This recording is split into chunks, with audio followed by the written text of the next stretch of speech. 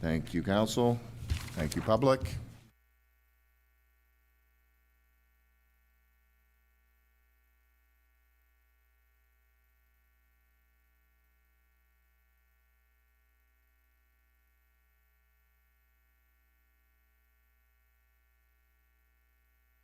These days at your local Legion, we're marching to the beat of a different drum.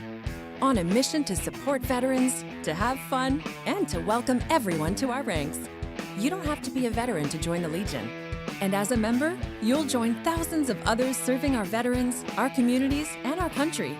Oh yeah, and our Member Perks program will save you thousands on shopping, dining, products, and services across the country. Join us at legion.ca. Drive a tidal road across the ocean floor to an enchanting island of storybook beauty, just around the corner. New Brunswick. Getting away is closer than you think. This summer, experience an island like no other. Drive across the ocean floor. Explore the summer estate of railroad legend Sir William Van Horn, now a National Historic Site of Canada. Hike over 20 kilometers of pristine ocean headlands and forest trails. And attend a Sunday Island concert on Ministers Island, St. Andrews, New Brunswick.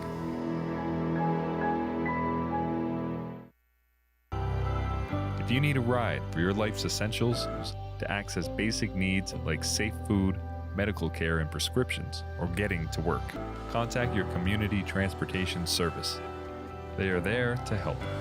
And if you're passionate about making a difference in your community, become a volunteer driver today.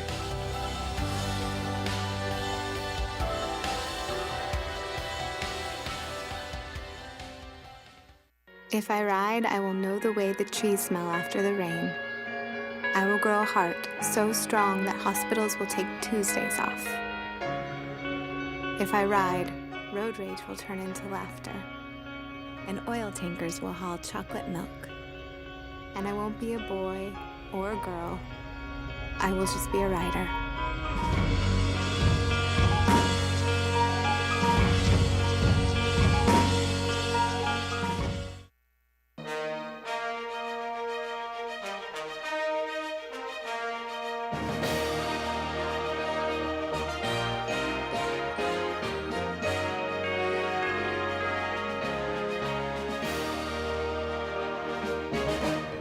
Welcome to today's wildfire update for New Brunswick for Monday, August 25th, 2025.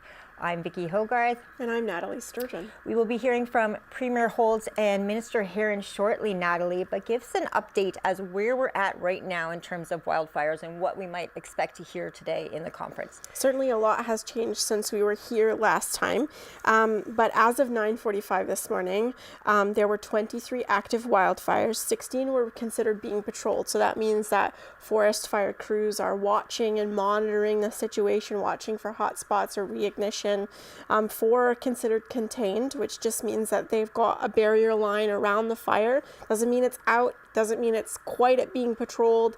It just means that they have kind of a line around it and they're watching it. It could still jump, it could still spread very quickly, and 3 are considered out of control. Okay, well, what's great that you can't see on camera right now, but what we can hear out the window here at the TV station in St. Andrews is that we've got rain today. So hopefully that's something that they're seeing across the province. We'll find out from Minister Herron of Natural Resources, whether that's had an impact already. But what are you expecting to hear from the conference? What kind of questions are you going to be asking today? Well, certainly I can say what I'm hoping to hear, which is, updates on these 3 fires, Beaver Lake Stream, Rocky Brook, and Black River Bridge. There was a couple of evacuation advisories this weekend, one in Pointe-Sapin and another near the Black River Bridge fire, which remains in place. The one in Pointe-Sapin has been since lifted, but I'm looking for more information on that. I'm hoping to hear about the cause of some of these fires. We know that up to about 20 of them were lightning strikes, but the Irishtown fire, the Oldfield fire, we're still looking to understand what caused those fires. Those were the first fires that New Brunswickers will remember and have burned significant amounts of hectares. I'm also going to be looking to ask, about the lessons that they've learned so far. This will be one of the most significant wildfire seasons we've ever had in New Brunswick in the last 20 or 25 years, based on the data that we have, and since we've started collecting that data. So I'm looking for those kind of questions, although I might not get a sufficient answer at this point in time because they're still working active fires. The other question is we know that local resources here from Charlotte County, including Charlotte County's very own Ron Fournier, was asked to go and provide help with his new helicopter, which is a great tourism attraction here, but also can be converted for fire suppression. So I'll be asking about what it means to have those kinds of people helping them on the front lines, and how important it is to have those at their disposal, and a willingness on the part of the person to go and help with these efforts. Oh, it is wonderful to hear those familiar names from our neck of the woods helping out with these fires. I talked to Ron over the weekend. Because he's still gone for at least another week. So it's interesting to see his helicopter business, which was set out to be a tourism operation right here in Charlotte County. We've done stories on it for shows like Good Day from the Bay here, but to see him being called in to help is really quite impressive to see what he's able to do, and I'll look forward to hearing more from him when he gets back. I know there's not a lot they can say right now. They're still in the midst of it. But these are questions when you talk about the cause of the fires that you've brought up in previous conferences. We don't have an answer yet, but keep people up to speed on some of the questions you've had to re-ask that you're hoping to get more clarity on now. Sure, the cause of the fire is one that I've heard repeatedly asked, not just from myself, but from other journalists who are on that call, about the forestry practices. That's a big question that's up in the air. Do we take a look at those practices? Are we doing the right things are we doing right by our forests? Talking clear cutting, we're talking planting just one type of tree, those correct. kind of... Yeah, those types of forestry practices. Are we doing what is best for not only the industry, because at the moment they do have to balance that, right? A lot of New Brunswick's exports are softwood lumber exports, and we know that very familiarly because we're dealing with a trade war right now. But also, are we doing right by our forests in terms of protecting it for future generations, but also to protect New Brunswickers? So that question has come up quite a few times. They're talking about, a lot about the resources, as we just mentioned. Ron is out there with his helicopter, but some people are also kind of at this moment curious about the fact that they've had to bring in resources from other parts of the country. That's the first time in memory that they've had to bring in firefighters from Alberta and Ontario. And I think it's very interesting that they've had to do that. We've heard a lot about that. I do want to say that helicopters actually allow for a really precise drop of water. They collect it very precise. They have these little tiny buckets, essentially, that will pick up the water, and they scoop it, and then they bring it and they drop the bucket. So it's a very precise drop of water, which can be very helpful. And as you mentioned, we are getting some rain. So I'm hoping to hear from either the minister or the premier about what that rain has provided them, if it's provided any reprieve at all.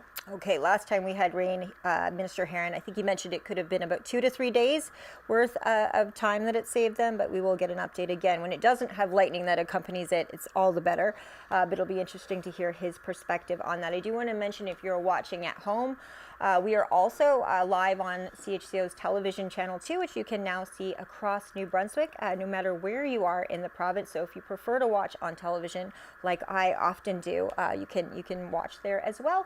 Also, if you have questions you'd like to see addressed in some of these conferences, if you're on Facebook, you can put them in the comments underneath where we've posted this YouTube link, but also you can reach us at the news team. The email address is news@chco.tv. That goes to myself, to Natalie, to Florence, to Patrick. We all get it, and that way it goes to everyone's attention. What do you expect to be addressed first in today's conference? An update on where we're at in terms of how much spread or how much containment we've had? Yeah, absolutely. I think we'll start to see, with the rain.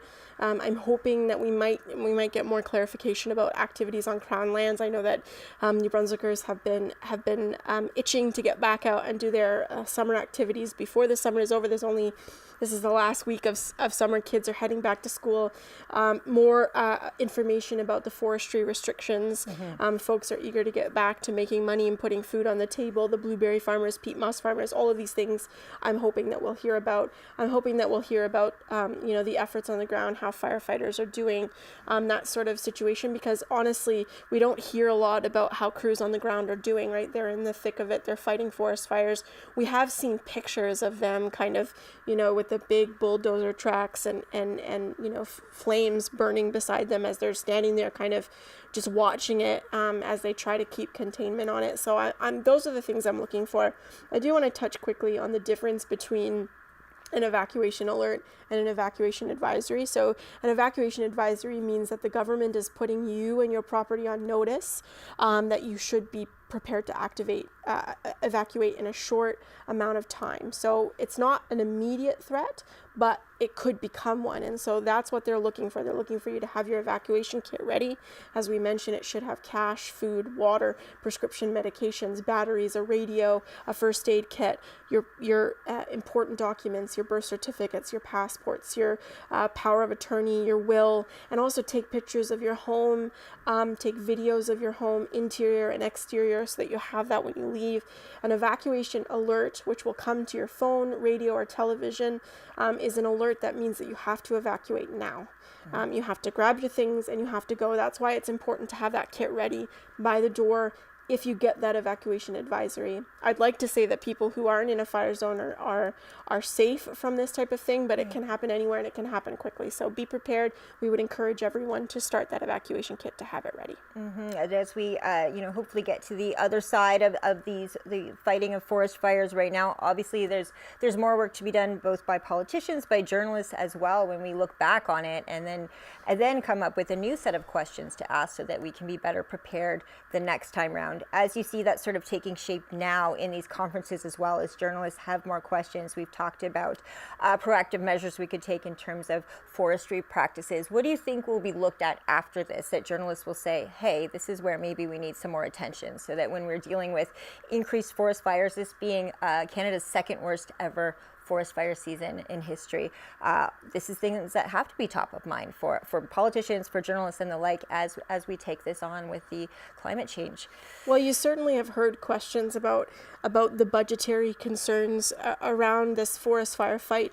How much money has already been spent? How much money will you put into it in the future, right? So a question for a journalist after all this is over is, one, how much money has been spent on fighting wildfires this year? Typically what we're dealing with is, after a hurricane, we're dealing with damage applications to disaster mitigation funds and things like that.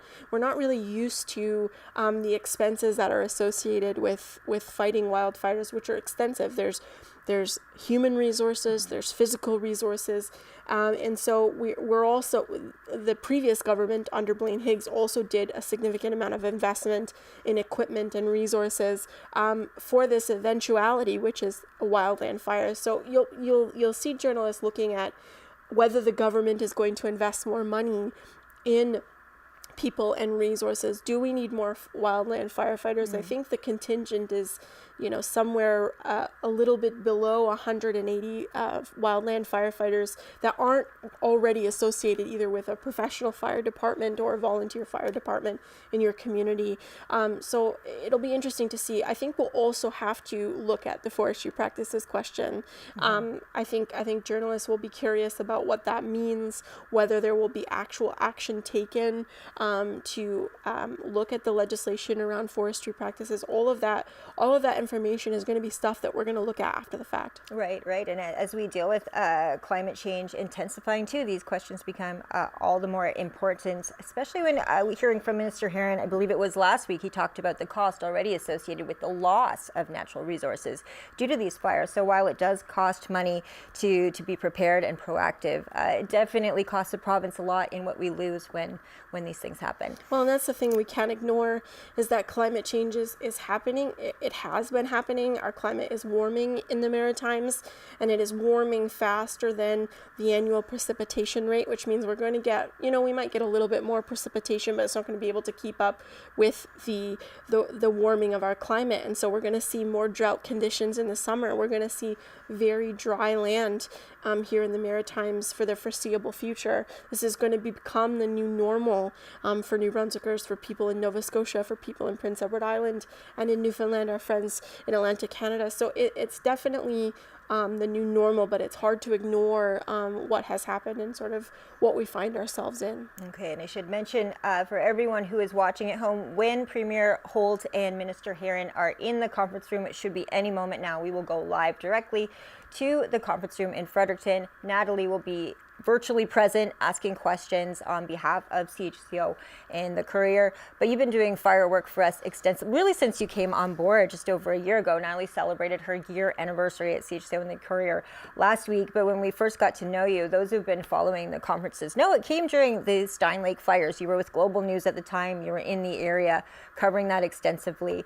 And we were just so impressed by your dedication when we were looking to expand.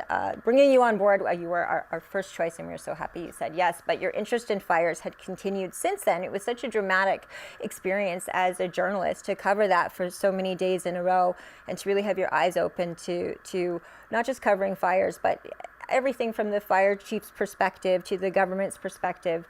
What was it after the Stein Lake fire that really caught your attention that you delved into? Well, it surprised me, at the outset, that there was no alert ready. It's really interesting to me that they could issue an evacuation. They could consider that people's lives and property were in danger and not issue an alert ready. Not everyone is online, and I know that there was posts on social media being shared. I read during the Stein Lake After Action report that the Charlotte County Hospital wasn't aware there was a forest fire until they saw it on a government official's website. And I'm presuming they're talking about former Mayor Brad Henderson, who was posting very actively on social media about the situation. Actually, it's how we got flagged to that information. So at Global. Yeah. So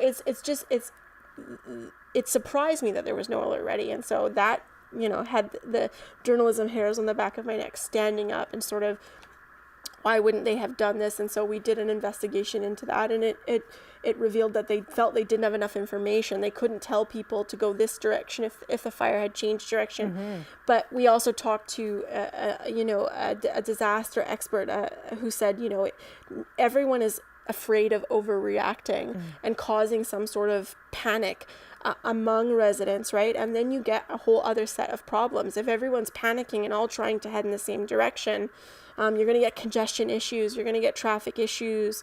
If there's a bunch of traffic headed in one way and that actually turns out to be the evacuation route that you need, it's going to be really hard to turn people around. So it's a very complicated situation, forest fires, and we're not used to dealing with them.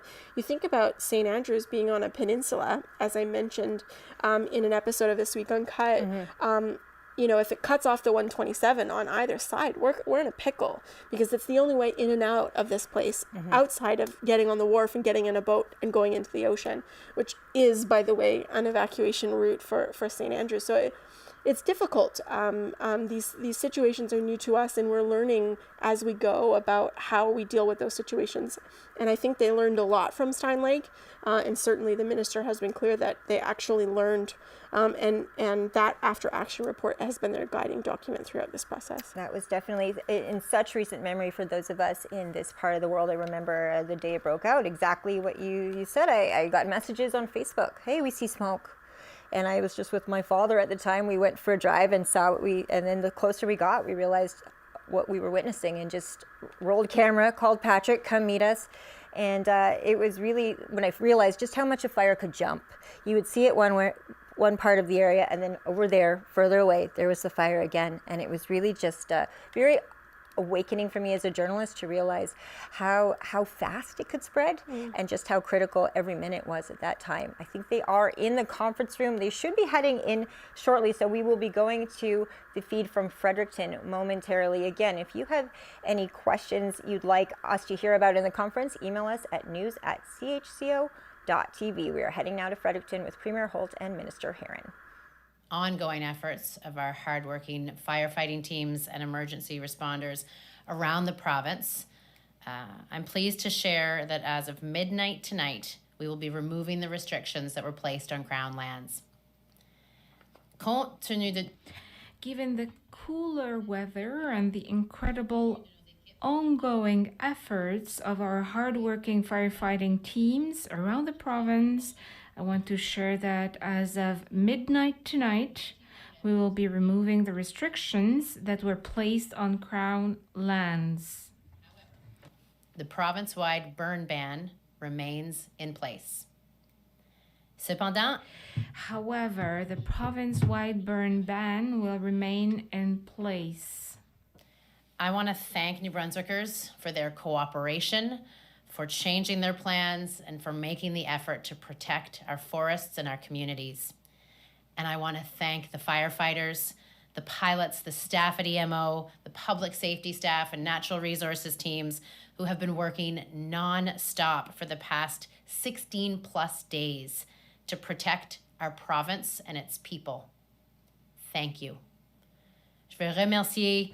I would like to thank New Brunswickers for their cooperation, for changing their plans, for protecting our forests and communities. And I want to thank from the bottom of my heart the firefighters, the pilots, the staff of EMO, public safety, and natural resources who have been working non-stop for the past 16 plus days to protect our people. Thank you. Details. Thank you very much, Premier. Good afternoon. Bon après-midi. While the wildfire situation remains serious in New Brunswick, we are making progress thanks to the tireless work of our firefighters both on the ground and in the air.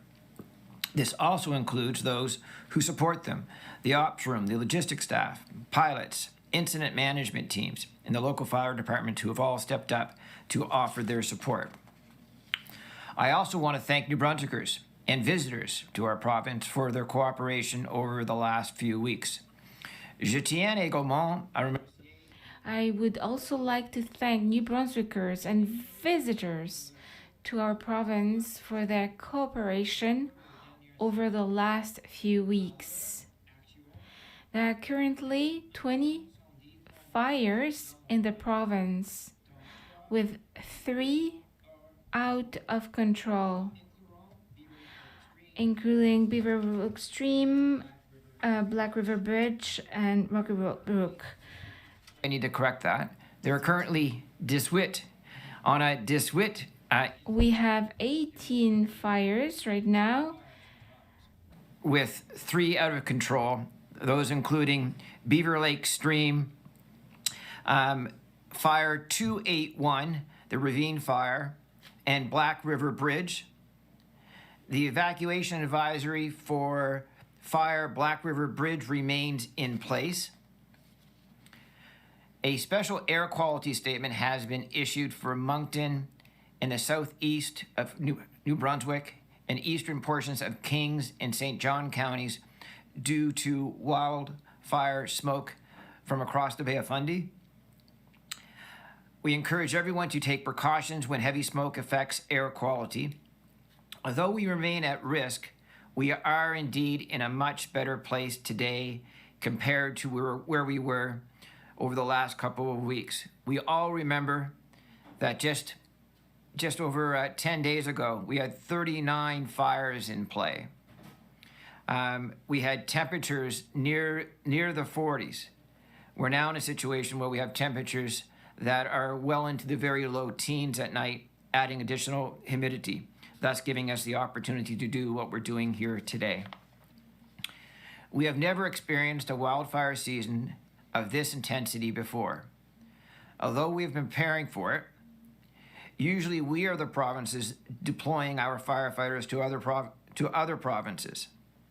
This had provided the opportunity for our firefighters to be able to glean an immense amount of expertise fighting the big fires, whether that's in the Northwest Territories or our Western provinces. And now that those same individuals are being able to apply those courageous skills here on New Brunswick soil. This has contributed to us having a highly trained and experienced team, and that has been clear with the precision, the coordination, and the skill that has been shown by the entire firefighting team since day one. The $40 million of federal provincial investment we have made earlier this spring has enabled us to upgrade equipment and employ new strategies against these wildfires. Our structural protection team has been hard at work, setting up things like sprinklers on structures within fire zones. And so far, we are pleased to say that no structures have been lost today, as of today. I encourage everyone to visit our Fire Smart page to learn simple tips where you can learn how to protect your own home and your communities. Going forward, we are still asking that people be safe and cautious when they return to the woods, and that they stay away from any areas where firefighters are still actively fighting fires. We are heading in a better direction, and the cooler temperatures and the rain we are getting today will help the wildfire situation in our province and will continue to be a concern until the snow flies. Should we have multiple fires ignite after we open Crown lands, or should we face a fire of significance that is threatening homes, businesses, or other infrastructure, we may need to reconsider added precautions on Crown lands again. Again, thank you very much. Thank you to all New Brunswickers who have helped us together protect our communities, protect our families over these past few weeks. We will now proceed with questions from members of the media. Each reporter will have one question and one follow-up. You have the right to pose your question in the official language of your choice. Nous allons maintenant procéder aux questions des journalistes. Chaque journaliste aura droit à une question puis une suivie. Vous avez le droit de poser votre question dans la langue officielle de votre choix. On va commencer avec Alex Villeneuve, Radio-Canada. Merci. Thank you. So, Mr. Minister Heron, is the pressure on the teams that were facing the teams of the fires, is it still, in the long term, is it still sustainable? If this continued, would we have had the resources and the personnel needed to continue? Excellent question, because the matter of available resources informs our decision as to whether to reopen Crown land or not, because if we need the resources in order to go ahead with an initial attack. If there's a new fire, we have people who can react quickly. Okay, we wouldn't have the same investment of resources for it took all of our resources as well as those for other resources, other provinces as well. At this time, I can say that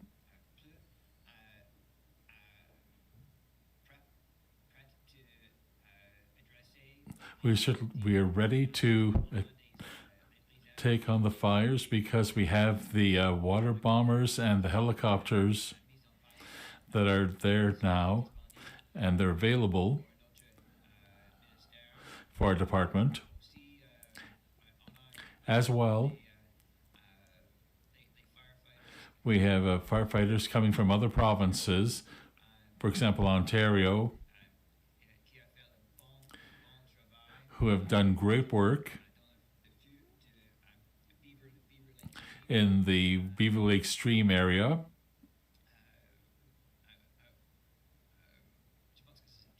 I think it's pretty much it. In the future years, will we have to buy in New Brunswick more resources and hire more people and train them for forest fires? In Quebec, they didn't have very many, so they could send their bombardiers. But will we need more of those? Will we have to buy more planes? Well, that's we're talking about that continually, and we at a certain point, if we decide to, we had more planes through FPL, for example, but we have to have that discussion with PEI, Nova Scotia, to Newfoundland to see that we can continue to serve everyone. Now, we have extraordinary pilots, and the process to train a pilot to do this work is something that's very specific, and we will always make sure that we have the people coming into the system and have the opportunity, like Mr. Heron said, do the work in areas other than New Brunswick so that they can be ready to work here. When we visited the Miramichi Center, I spoke with many members of the firefighters there, and their first forest fire was never in New Brunswick. Their first learning opportunity was always elsewhere, and now they were fighting home. We're always looking at what the resources are for us and our neighbors. Do we need more as the climate changes in the future? Okay, well, that's an assessment that we're doing right now. What do we need? What do we think we'll need next year and the next year after that? And we're due to work on this regionally. We have enough people training at this time, and we'll have to do that analysis. Okay. I would like to repeat that we are truly happy that we invested the $40 million this spring, and that equipment for the firefighting hoses and for protecting structures, we have that now, and we used the new equipment quite a bit over the past 3 weeks. And I'm quite happy to say right now that Fire Protection Limited has placed an order for 2 new water bombers, like the Fire Bosses, that can find water for their tanks in lakes and from the ocean, and it's much more effective than the other planes.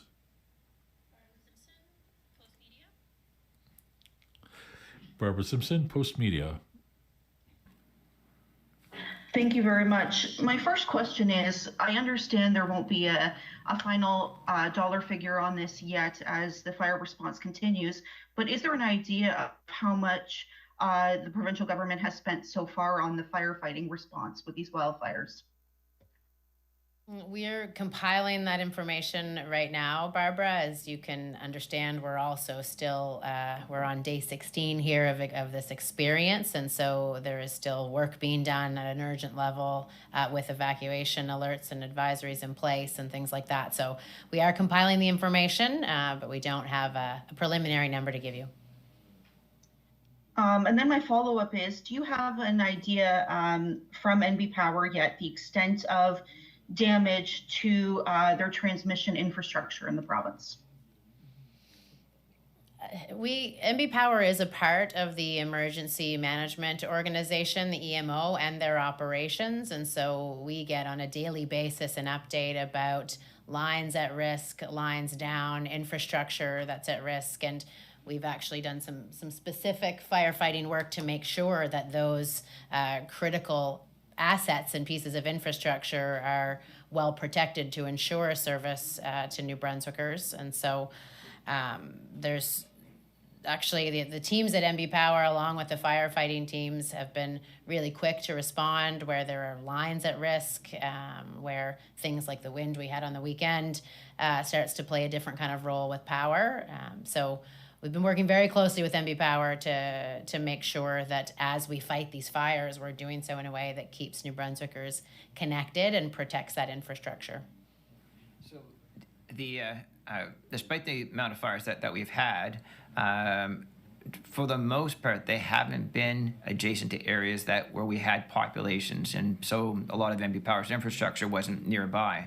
But I did have a chance to be able to visit the Irishtown fire and the Oldfield fire, and I do remember during the drive along Route 8, you could see a good number of power lines, power poles that were burnt off from the bottom. So although we've avoided losing structures, clearly there has to be some degree of infrastructure loss to MB Power, particularly along Route 8 with the old fuel fire. Suzanne Lapointe, Global News. Hi, I'm wondering, I realize it's not completely over yet, but what have been the main takeaways from this intense fire season? Are there going to be any protocols that will change going forward? I would say the takeaway that I'm really heartened by is we've heard for quite some time that the firefighters that we have in New Brunswick are highly trained. They're sought after by the Canadian Interagency Forest Fires Center for their expertise. And we were able to see that expertise that they were able to glean fighting the big fires out west helped us at home. So I don't know if it's a takeaway or a surprise, but it's when you actually see it in action, I think it's immensely inspiring. So the investments that we've made in the past, previous governments, as well as our own now, that it really did an extraordinary job at keeping New Brunswickers safe. And I'll just add, Suzanne, we always learn from these sorts of situations, opportunities for improvement. There are always opportunities for improvement. So we will be looking at, ways to communicate better and more frequently. We're looking at evacuation procedures. The organization, particularly in EMO and in DNR, works in a continuous improvement model. So they've even applied some of those changes within the 3 weeks that we've been fighting these fires to do things differently tomorrow or the next day, as have we among our team. But the one thing that I'll say is I have been pleased by, and it's an interesting challenge for us to determine how to handle all the offers of help. There have been an extraordinary amount of offers of assistance, whether it's from people with heavy equipment, whether it's from people who were previously working in emergency response or firefighters, whether it's folks who just want to provide food, provide support to the folks fighting the fires, whether it's universities that are offering residences, the spirit of New Brunswickers to want to help at a time maybe when they feel helpless and want to get involved was incredible. And we were overwhelmed by that offer of support, and our ability to handle all of those offers of help was stretched. And so that's something, it's a good problem to have, but we want to figure out how to better help New Brunswickers help us when they're so keen to get behind the teams of firefighters and emergency responders that are putting all of their efforts into keeping us safe. So that's something we're going to continue to work on. Thank you. And for my follow-up, have the causes of the Irishtown and Oldfield road fires been determined? No. Canadian Press. Hi, Premier. I was just wondering if there's going to be any assessment of the damage done to the wildlife, to the trees and soil. Are there any studies going to be conducted on what the situation is and how and what steps to take to restore this area? Studies on trees, wildlife, soil. So I don't have a fulsome answer for you on that, Hina. Having wildfires in New Brunswick isn't new. It is common for us to lose in the area between 400 and 500 hectares on an annual basis. So just to state the obvious, I suspect we would emulate the same processes that we've had in the past, but in this circumstance, it would be times 4. But I'd be happy to get back to you with a more fulsome answer to that question sometime by midday tomorrow.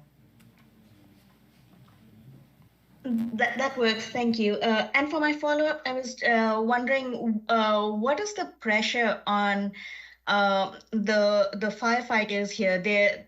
I know, I understand that they go to other provinces and work there, but this is an extremely different situation here right now, and it's only going to get worse with each passing year. So, uh, what preparations are being made to help them? In the immediate, though, I think we have to pay attention to even today is that we're being very, very conscious in terms of managing shifts now. That these firefighters have been hard at it for nearly 3 weeks. One of the weeks through just incredibly arduous temperatures.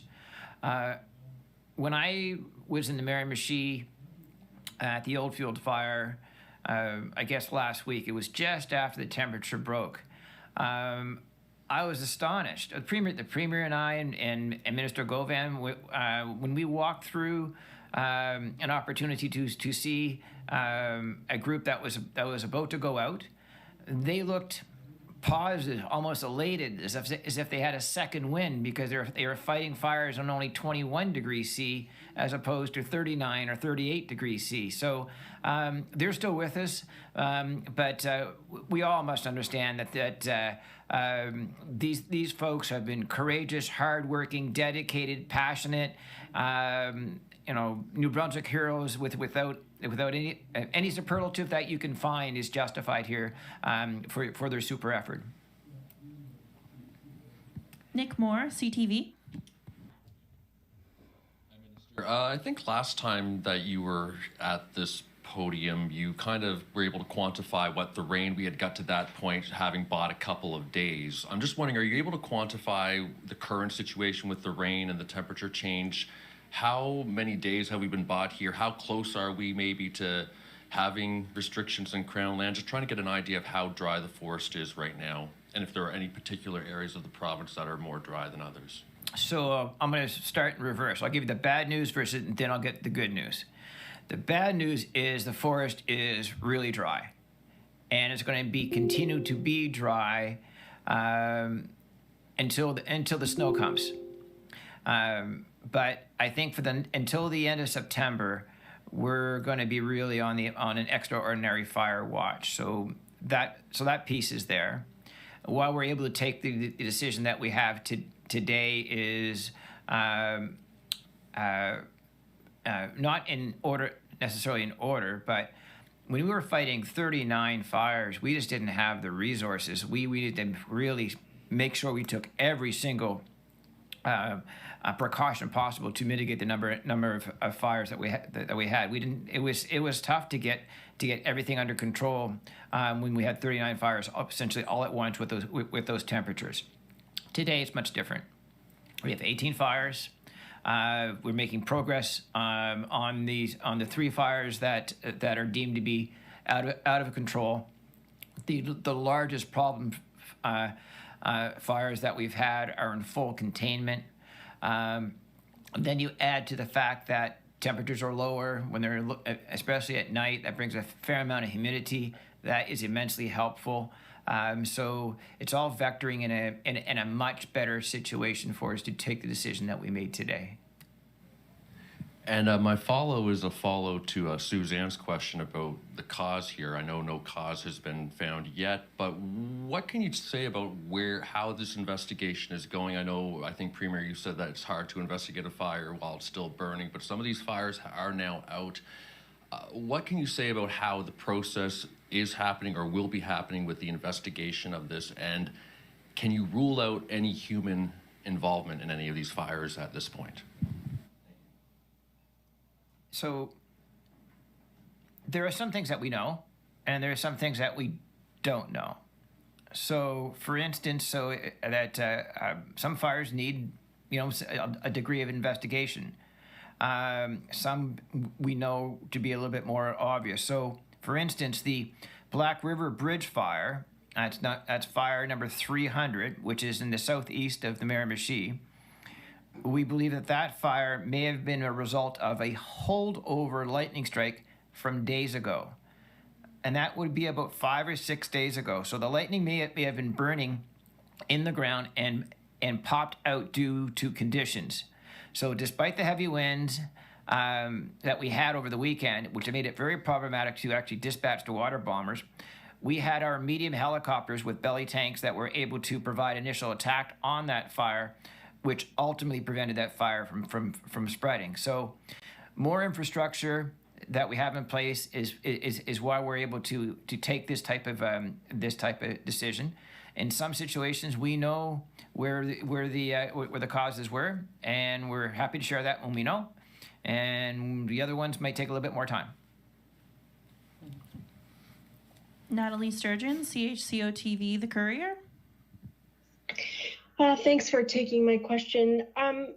As the minister mentioned, you expect that things will be quite unsteady until the snow flies. We're heading into hurricane season, so I'm wondering how you're going to juggle both of those types of issues that face New Brunswickers around the same time, September, October. Okay. In a weird way, it could, depending on what kind of hurricane, it might be, we might be very happy to receive a torrential amount of rain during a period of time. So that could actually solve a situation. But we did, if there is if there's a learning from the exercise that we've had over the last 3 weeks, having multiple fires at the same time isn't helpful. Having more than one problem to deal with at the same time isn't helpful. But we've been through hurricanes before, we've been through wildfires before, and I guess the fact that we're opening up Crown lands again to New Brunswickers is an indication that we can meet every challenge that's before us.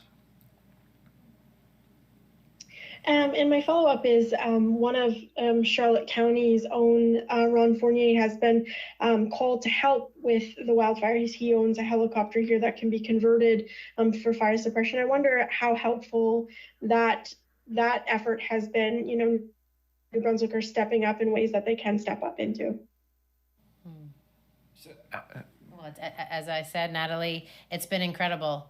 The amount of offers and help that we've had from New Brunswickers like Ron. And thank you, Ron, if you're out there listening to this, because that help, folks who have helicopters, planes, trucks, dozers, you name it, spare beds, kitchens, New Brunswickers have been stepping up to help. And I know that makes a difference for the teams because they feel that support and encouragement on the ground. That an extra helicopter makes a huge difference because we need eyes on these things. We need people out there helping us spot fires early, get the resources exactly where they need to go so that all of these initial attacks that we've made on the 100 fires that have cropped up since the Oldfield Road ones Oldfield Road fire means that we can be on top of it and stop it before it becomes a real problem or threat. So it's a huge thanks to Ron and people like him who have offered the kind of resources that we need to fight these fires. Oliver Pearson, CBC. Hello. I had a question just about longer term planning. It was mentioned last week that some of that could begin. I'm curious where that is, and with the current forecast, if there's an outlook on when these fires could come to an end.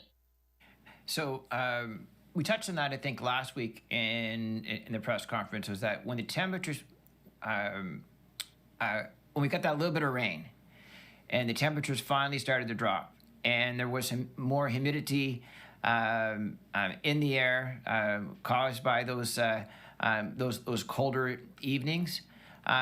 It started to enable us to be able to plan our how we were attacking our fires, getting us deploying our assets in terms of how we were able to corral fires like Fire 281, like Chief's fire as well, and by also planning on how we use our assets, also even to how we use our human resources as well, we were able to have a better process in terms of how we were able to better shift in and shift out the actual firefighters themselves. So we're now dictating the pace in terms of with the existing fires that are in play. But before, we were really in reactive mode when it was as hot as it was just a couple weeks ago.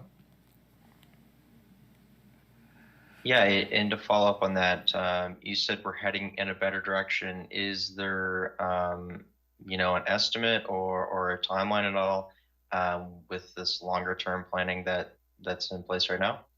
So when I was at the fire center again this morning, they said the end of September we're going to have to be hyper vigilant, and it could go into mid October.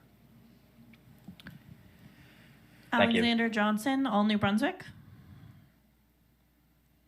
Good afternoon. I wanted to ask about forestry and with the announcement today, what details can you share about what forestry activities are being allowed and where and under what restrictions? We're essentially in the place that we would have been about 3 weeks ago. If you folks probably remember that the first precautions that the government had announced is that we had taken an initiative to require forestry companies to do harvesting only at night. That's a common practice that we've done in past years when we've had dry spells, especially during this extraordinary drying period that we have. So going forward is that the forestry sector, it will be operating in the evening. I believe the hours are from 6 p.m. to 12 noon. There's more humidity in the air. That's a safer time frame. They're going to need to have fire suppression equipment on hand, tanks of water, fire spotters, and the like. Even though we're lifting restrictions for New Brunswickers for activities on Crown lands and in the forest, we still think it's appropriate for us to be able to have those restrictions with the forestry sector itself. They can harvest, but it's going to be under the auspices that we've used during past dry seasons. Thank you. And just as a follow-up to, I guess, summarize what we've seen in the last month or so, how long did we have like a true full ban on forest harvesting this past month? For full forest harvesting, I don't think it was particularly that long. Maybe just a touch over a week, maybe just a touch under a week. David Koch, MB Media Co-op.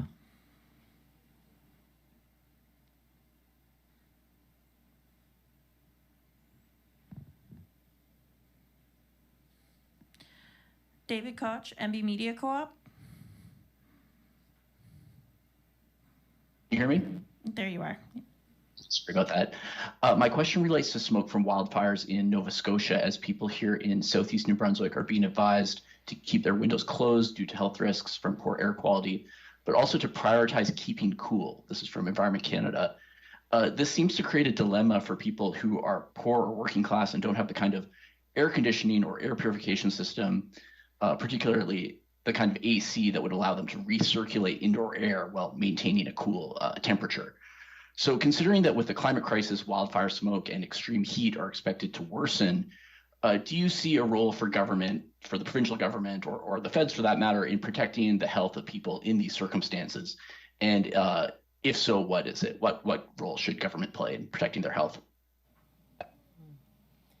Well, government plays a significant role in protecting the health and the well-being of New Brunswickers, and it's something that we spend a lot of time on, looking at specifically improvements to our healthcare system, but also supports to vulnerable New Brunswickers. So we partner pretty closely with municipalities and other organizations to make sure that public infrastructure is in place to support things like cooling or warming, depending on the time of year and the challenge being experienced, to support the programs that make less expensive or subsidize the cost of infrastructure at home, like mini splits and things like that. So there's absolutely a role for us to play to make sure that our most vulnerable aren't even more impacted by the costs of a changing climate and the costs of incidences like the fires in Nova Scotia and New Brunswick that are challenging our air quality and making everybody think about their temperatures, what they're breathing, and how they protect themselves. So there's absolutely a role for government to play. Okay, just any message for people who are, maybe facing that dilemma today, right? Who maybe renters in apartments that might be very hot, but they're also, noticing this smell of smoke in their home. Yeah, this is something that we saw actually in Irishtown specifically. So when the Irishtown fires were happening and the community came together, particularly the Maple Hills community, to set up a place where people could go, where they could get access to air conditioning, cooler temperatures. There were showers, there were water and food, there were supports in place for people who needed an alternate environment than the one that their home had available. And so we'll continue to work with our partners to make sure that people who are being impacted have options, supports, and alternatives close by so that we can protect their health. Okay, that concludes our list of questions. I'll pass it back to the Premier for some closing remarks. Thanks very much, everybody, for all of your questions. We very much appreciate that you've been helping pass information that New Brunswickers need on to them.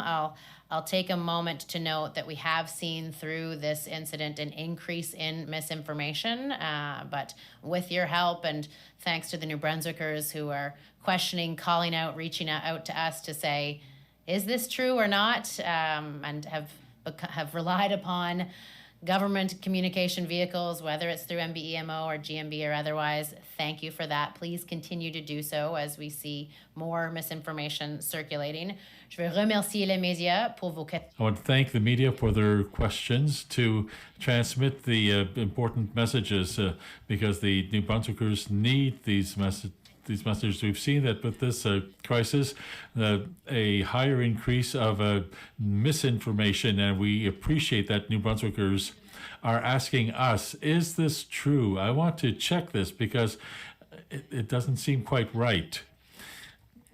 So thank you for being conscious about that, and by using resources like firewatch.ca for your information. We are opening Crown lands for use, that we are removing the restrictions on Crown lands, but that the fire ban remains in place, and we're asking all New Brunswickers to continue to be safe and to take care, to be thoughtful about your ATVs, not to smoke in the woods, but we're pleased that with the exceptional effort of our firefighters, we're able to reopen Crown lands, and we ask that you continue to be diligent right through to the end of September and beyond, as we use all of our best resources possible to protect our province and its people. Alors, je veux réaffirmer que le maître... So I want to reaffirm that we are removing restrictions on going into Crown land, but the burn prohibition is still in effect. And please continue to partner with us for the safety of all New Brunswickers. We appreciate that. So continue to be careful with your vehicles and don't smoke in the woods. Things like that help. And it puts us in a position to where we can reopen Crown land, but we want you to be safe and help us with that, because we still have an environment that is sensitive until the end of September and perhaps even into October. So thank you to all New Brunswickers for helping us with this today. We appreciate your support. That was Premier Susan Holt and Minister of Natural Resources John Herron in today's wildfire update for New Brunswick. There's a lot to unpack there, Natalie. Let's start, of course, first with the lifting of some restrictions, but again, burn ban still in place. Yeah, so we have good news for New Brunswickers. As we heard, Crown lands are now reopened to the public. But again, as you heard the Premier just say, you have to be careful. The woods are still extremely dry. I would even, ask people to go out into their backyards and look at their grass. If it's yellow, it means it's dry. So good news for New Brunswickers. The bad news is we got the message from the minister that it's going to be dry until the snow flies. Right. Which is a long time from now. Minister Heron was saying end of September, even mid-October, that we'd have to continue being extremely vigilant. In terms of fire containment, what's your perspective on what you heard today? So, good effort. I think we're making progress. I mean, even, we started this briefing saying there was 23 fires. There are now 18 fires. So they're making progress. The issue is that the ones that are out of control are likely jumping or spreading or are struggling to come under containment. So it's a matter of understanding how those fires started. And you actually heard him say that the Black River Bridge fire was a lightning strike that had been burning under that surface layer for 5 to 6 days, and then it sprouted up. So we could still be, getting fires in the next couple of weeks. And then we remember that very vividly from the Stein Lake fire. I know that you were working at Global at the time, but we were in a lot of the same places at the same time where we saw, days later, still smoke under the ground, especially if you were able to lift up a bit and see what was happening under fallen leaves and the like. It's scary to realize how easy it could reignite, and sometimes where you think it's clear, it's still going. So I remember during the Stein Lake fire, we went to an area that had burned basically to the edge of a cemetery, and we came across this log that was still standing. It was completely burnt, but I remember looking into the log, and the embers were still burning. I have that footage. We have that footage here because we were filming it together, but it was very interesting to see that. But, I didn't hear a lot of concrete answers. I heard a lot of government answers to questions that are pretty serious, including the fact that we don't yet have a cause for the Oldfield fire, the Irishtown fire. Some of these are lightning strikes. We understand that. But to be, 3 weeks out from the largest wildfire we've seen in potentially the last 10 years and not to have any kind of answer for New Brunswickers is a bit strange to me.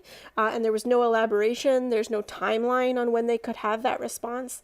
I felt like that wasn't a good enough answer for New Brunswickers. They're going to want to understand what happened here, especially given that people have been kept out of the woods for 3 weeks, that forestry operators have not been able to operate their businesses. That's a big question. I think another interesting thing that came up as well was that Premier Holt mentioned this increase in misinformation this time. I would like to point out, and I am trying to reach out to you directly, Mark Zuckerberg. I know you're not watching local Canadian news, but maybe someone will get this to you. That last time we had the Stein Lake fire, there wasn't a Facebook news block in place. We were able to reach people many ways. And as we know, not that we want you to access all your news on Facebook, unfortunately, that becomes a common way people look for information. And with news outlets unable to post, we've been using my page for the past 2 and a bit years now to post information we need to get out there. But news outlets are blocked entirely. Links, if this is going to be a standoff between Meta and our federal government, be what it will, be on whatever side you want. I'm not taking sides here. All I'm saying is news outlets should be able to post information. It doesn't have to be links to our websites. It's just that ability to tell people information that's true, that they are able to share in a place they are looking for information. So without that there, we're doing the best we can to work around it. It makes it really challenging at this time. And I find that if there's one message we could get to Mark Zuckerberg somehow, it's please let news outlets post important information on their pages. We don't need to post links to our sites. You don't have to pay us for it, but give us back that ability to speak with people when we are in crises such as this. It could be a matter of saving lives.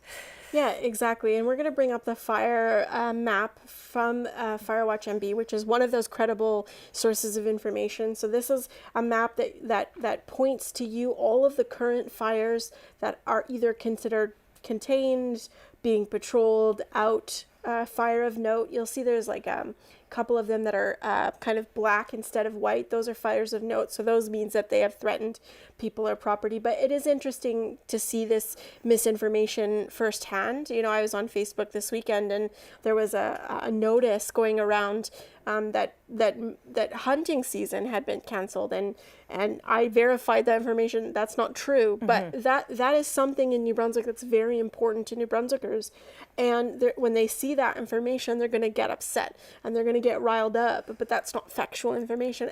And the other component of this is AI. Yes, anything can be constructed through AI, and so it's a challenging time. And the Premier obviously is looking at the media to help disseminate information that's accurate. Okay, well, again, yes, Mark Zuckerberg, please listen. Please allow news outlets to post information on their pages. If I can ask anything going into year 3 of a news block on both Facebook and Meta, is that it would be so great to be able to use CHCO's page again to just provide information to people. I don't mind using my own, but what I think is that people that are new to the area might not know to look there.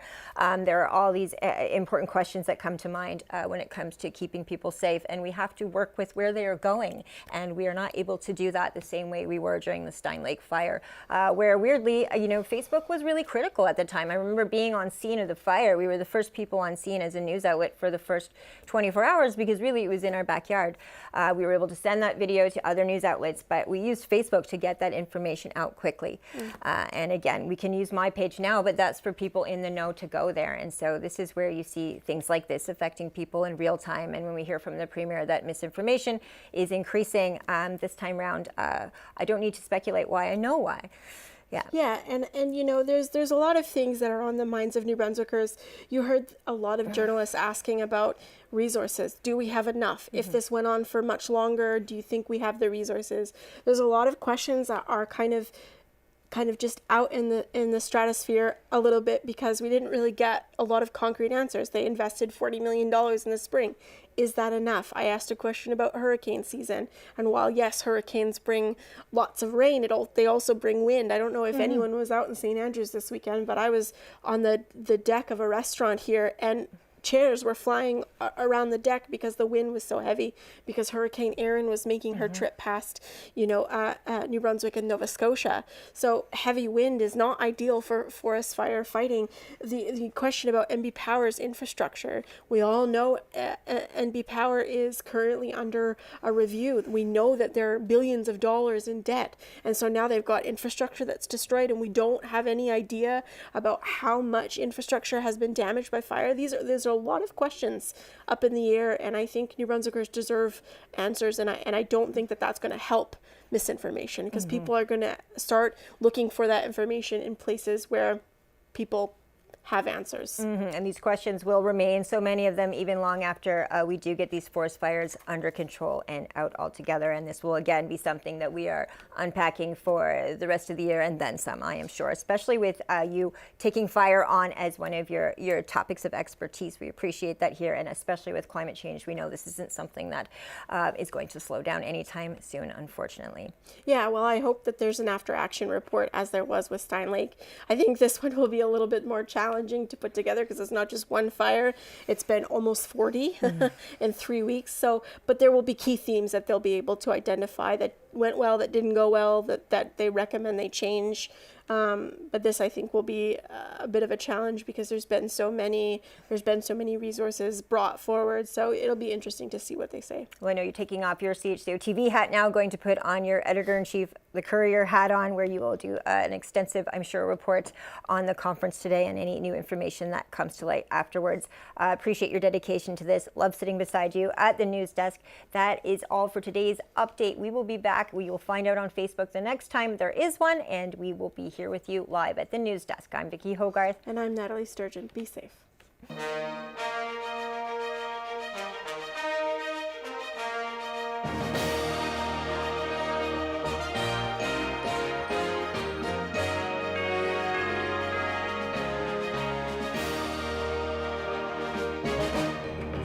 Comments on that? Councillor Wright? No, I just think it's a great compilation, and I know Councillor Rodas has a page, and any other councillor that wants to share it. Do we have permission to share those resources separately? Yeah, but I mean, like, that was a silly question. Yeah. Yeah. All right.